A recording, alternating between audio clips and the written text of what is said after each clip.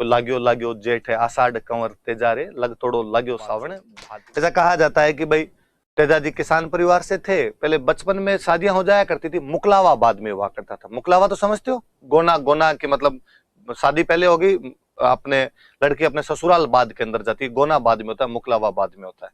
हालांकि पंजाबी की एक बहुत अच्छी मूवी है मुकलावा, निक्का जेलदार की, आपको टाइम मिले तो पेपर के बाद में कभी देख लेना, उसके अंदर मुकलावे की कहानी और अच्छे से समझाई हुई है। तो तेजाजी महाराज की शादी हो रखी थी, मुकलावा नहीं हुआ था, पनेर उनका ससुराल हुआ करता था।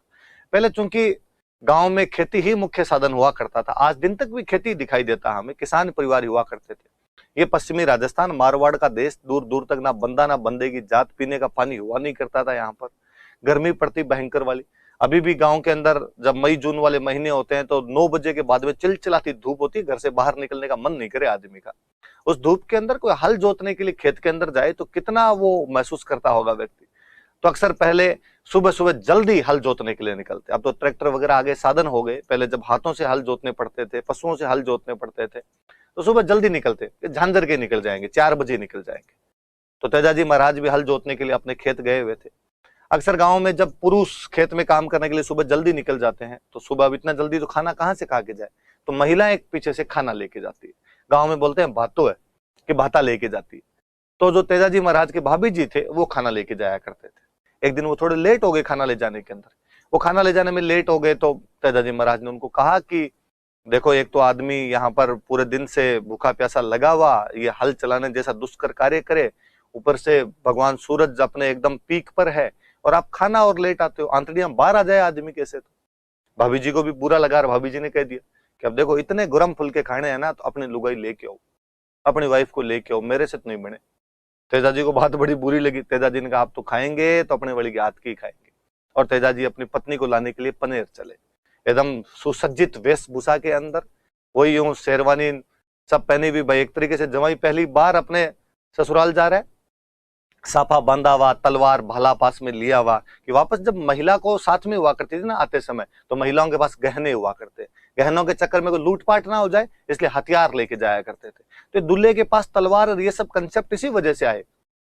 और पहले तो अक्सर बारात में जितने लोग जाते थे सबके पास में हथियार हुआ करते थे, और दूल्हे को तलवार की, भाई अकेला आए आदमी, पहले ऊंटों पे ना आया करते थे, दुल्हन के साथ में आए, बीच में गहनों के चक्कर में कोई लूटपाट ना कर ले। तो तेजाजी महाराज एकदम भाला लिए हुए, तलवार लिए हुए, तैयार होके, एकदम तुर्रा, सिर पेच, कलंगे, एंटीने सब लगाए हुए अपने साफे के अंदर, बेहद सुंदर छवि के अंदर वहां से रवाना हुए। जब वो पनेर जा रहे थे, रास्ते में एक गांव पड़ता था सुरसुरा।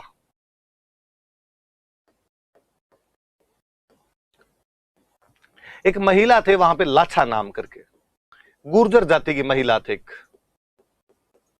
लाछा नाम करके गुर्जर जाति की महिला थे।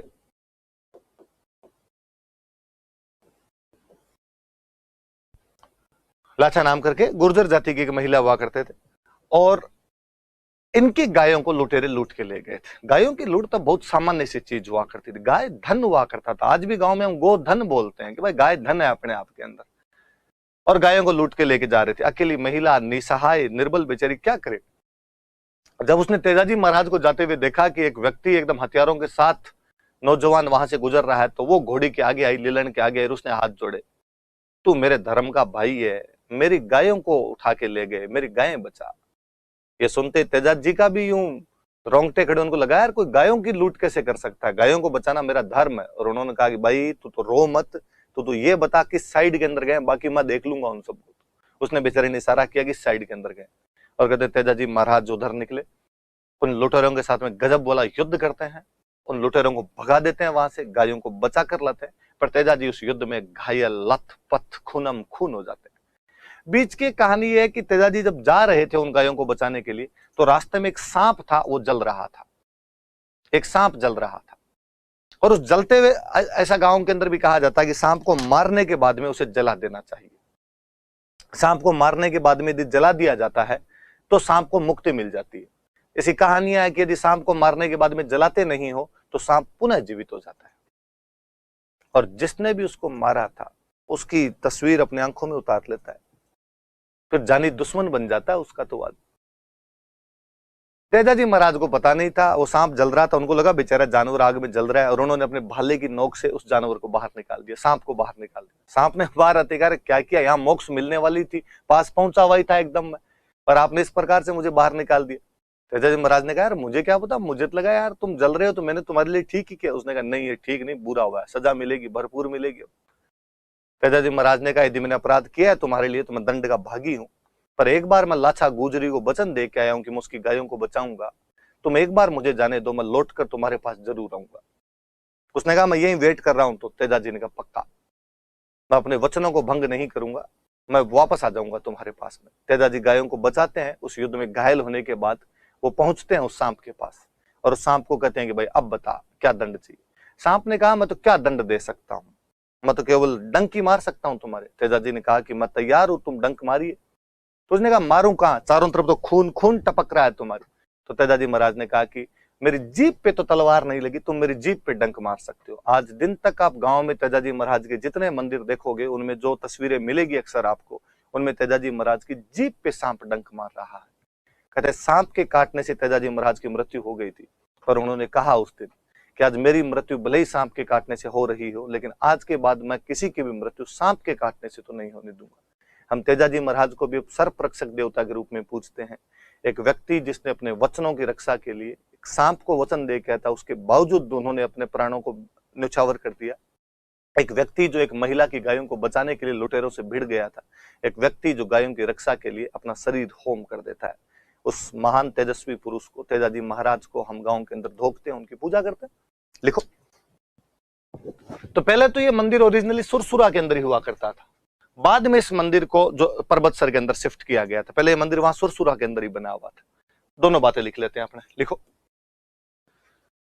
लाछा नामक गुर्जर महिला की गायों को बचाते हुए तेजाजी घायल हो गए थे। लाछा नामक गुर्जर महिला की गायों को बचाते हुए तेजाजी घायल हो गए थे। Tejaji got injured. Tejaji got injured while protecting cows of a Gurjar woman named Lacha.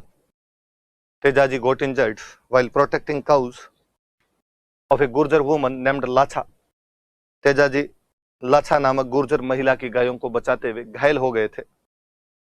लाछा नामक गुर्जर महिला की गायों को बचाते हुए घायल हो गए थे। लाछा नामक गुर्जर महिला की गायों को बचाते हुए घायल हो गए थे तथा एक सांप के काटने से उनकी मृत्यु हो गई थी। तथा एक सांप के काटने से उनकी मृत्यु हो गई थी। And he died due to snakes biting. And he died due to snakes biting. तथा एक सांप के काटने से उनकी मृत्यु हो गई थी। तथा एक सांप के काटने से उनकी मृत्यु हो गई थी। एंड ही डाइड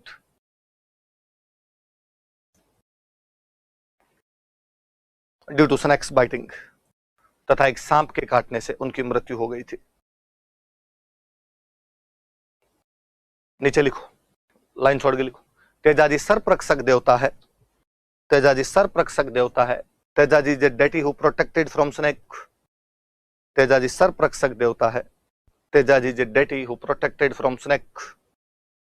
तेजाजी सर्परक्षक देवता है। Tejaji is a deity who protected from snake. अब भाई वही मैंने बताया, गांव में सांप ज्यादा आते हैं। तेजाजी महाराज खुद किसान थे, तो आज भी गांव में किसान जब हल जोतते हैं उसमें तेजाजी के गीत गाते हैं। कोई आपसे पूछेगा कि खेतों में हल जोतते समय किसके गीत गाए जाते हैं, तो तेजाजी महाराज के। कोई लाग्यो लाग्यो जेठ है आषाढ़ कंवर तेजारे, लग तोड़ो लाग्यो सावण भादु, ये वाला जो गीत है ये अक्सर पहले गाँव में सुनाई देता था। व्यक्ति खुद ही गाया करते थे किसान। अब चूंकि ट्रैक्टर आ गए तो अब कैसेट वैसेट लगा लेते हैं। हालांकि भावी पीढ़ी तो इन चीजों को भूल जाएगी। अब हम खेतों में हल जोतते समय तेजाजी वाले गीतों से ज्यादा मुझे लगता है कि लोग सपना चौधरी के गीत चला लेते हैं उधर, पर महाराज के गीत चलाए जाने चाहिए। पहले लोग ऐसा मानते थे कि तेजाजी महाराज के गीत चलाए जाने से बरसात अच्छी होगी, हमारे खेतों में फसलें अच्छी होगी। लिखो,